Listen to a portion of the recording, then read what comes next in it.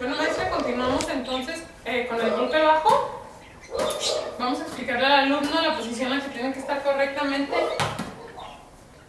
Tienen que tener sus pies a la altura de los hombros, ligeramente flexionados. Tienen que tener sus brazos extendidos. Hay dos posiciones que puede utilizar que son las correctas.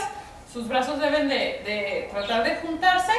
Sus manos deben de estar primero una, después otra, y se juntan los dedos aquí.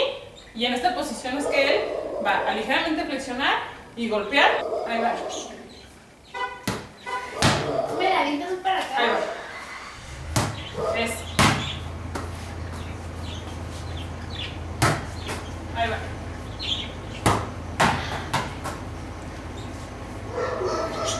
¿Dolió? Ok. Con el antebrazo. ¿Dónde inicia el antebrazo? Es la última.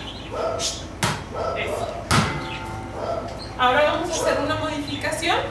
Va a ser solo el alumno. Está la pared. Y enfrente de la pared, lo que él va a hacer igual, la posición correcta. Piernas ligeramente flexionadas a la altura de los hombros. Colocación de la pelota, va a aventar la pelota.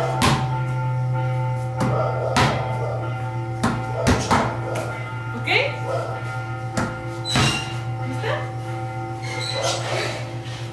Intenta.